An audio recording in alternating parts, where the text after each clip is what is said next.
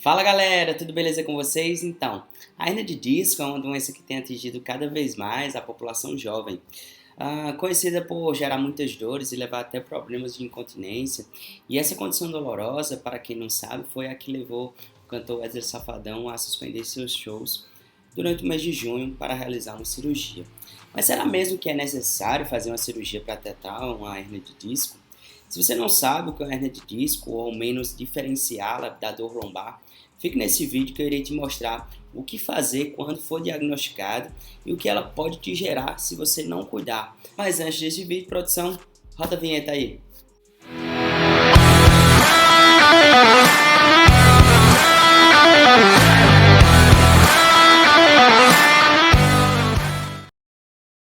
Antes de mais nada, e se esses vídeos têm te ajudado de alguma forma, se você puder me retribuir com um like, já vai me ajudar bastante. E o meu desejo é que esse vídeo, assim como chegou até você, chegue para outras pessoas também, já que meu intuito como professor aqui é de te ajudar e com isso você aumentará seu conhecimento.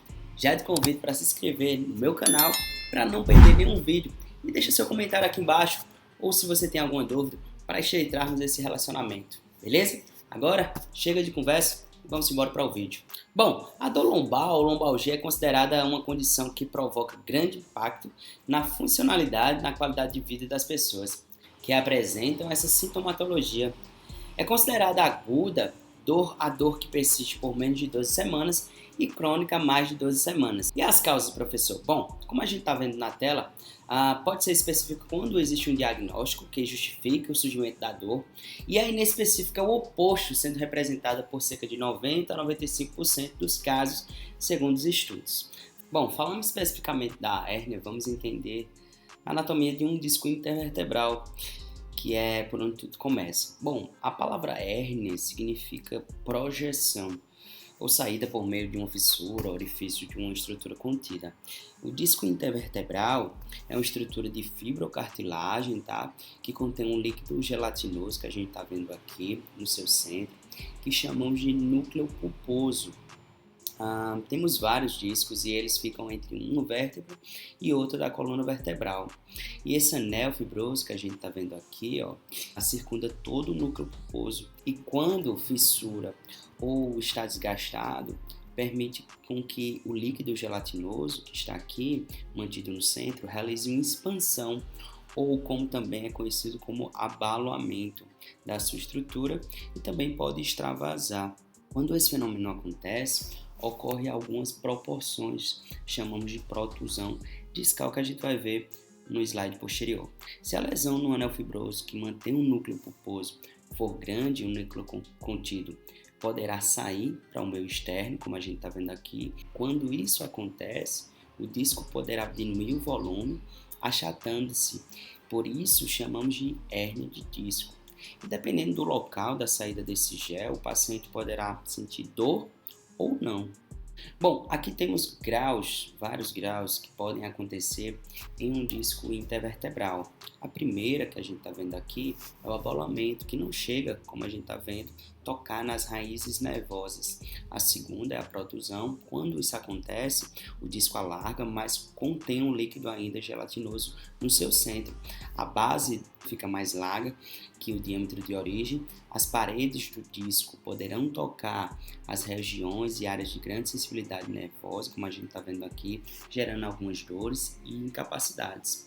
A terceira é a hérnia de disco, que é a extrusão. É uma condição ortopédica muito frequente e importante que afeta os discos intervertebrais da coluna e se dá quando há um rompimento, como a gente está vendo aqui, do anel fibroso, e o conteúdo gelatinoso interno ou núcleo pulposo sai por meio de uma fissura na membrana, havendo perda de contato dos fragmentos aqui extravasados com seu meio interno.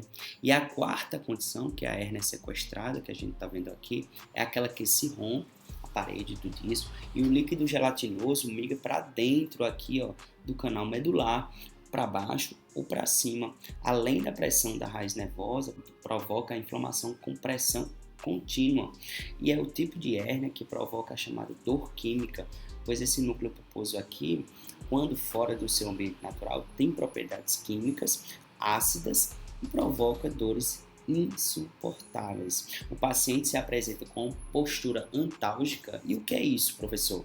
Bom, é uma posição adotada pelo paciente para evitar simplesmente a dor, inclinando assim o tronco para o lado em que ele dê conforto. Lembra de Wesley caminhando em casa, inclinando o corpo? Eu só não li se o tipo de grau de hérnia dele é o 4º grau, que é o sequestro, mas ele tinha bastante dificuldade para se locomover. E neste caso, a melhora só será possível aqui com medicamentos, repouso ou até mesmo cirurgia, que foi o que ele fez. Tá?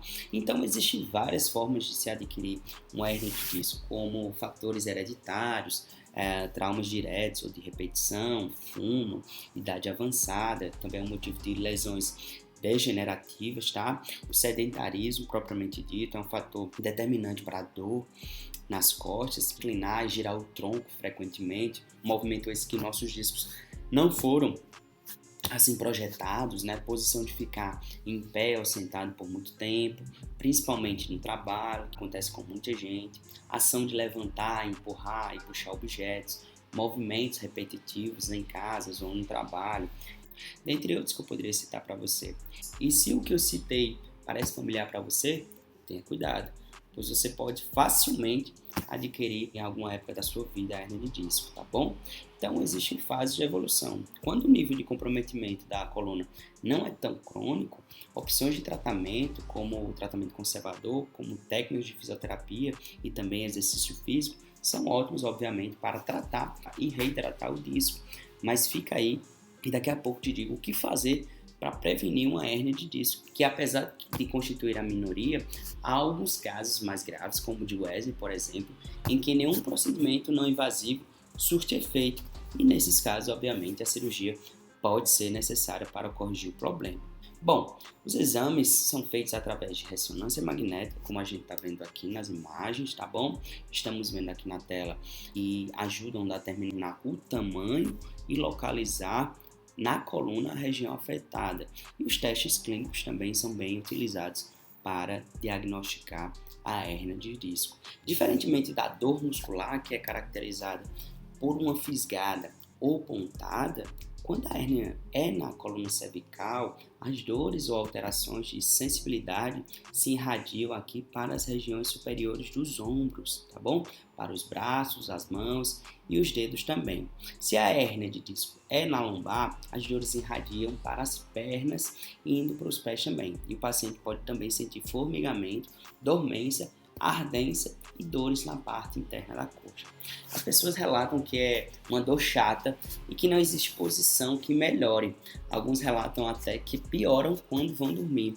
Isso acontece porque neste momento o corpo fica relaxado e os discos, obviamente, eles se reidratam, aumentando assim o seu volume e, consequentemente, comprimindo ainda mais as raízes nervosas, tá bom? E como prevenir, professor? Bom, o que fazer para prevenir uma hérnia de disco? Mudanças, obviamente, no estilo de vida são indispensáveis para evitar o surgimento da hérnia de disco. A gente tem aqui uma boa alimentação, evitar o fumo, praticar exercícios físicos sob orientação de um profissional, sobretudo fortalecer aqui a região da musculatura da coluna, tornando mais resistente aos possíveis impactos, né? Como eu falei, adotar uma dieta aqui saudável e controlar o peso corporal e prevenir com que a coluna não sofra tanta sobrecarga, não carregar excesso de peso no dia a dia, ou no trabalho e etc. A dica é, fuja do sedentarismo. Curtiu esse vídeo? Espero que tenha te ajudado a sanar suas dúvidas e aproveita para dar aquela força aqui para o professor, né? Curtindo, compartilhando e se inscrevendo para você não perder nada.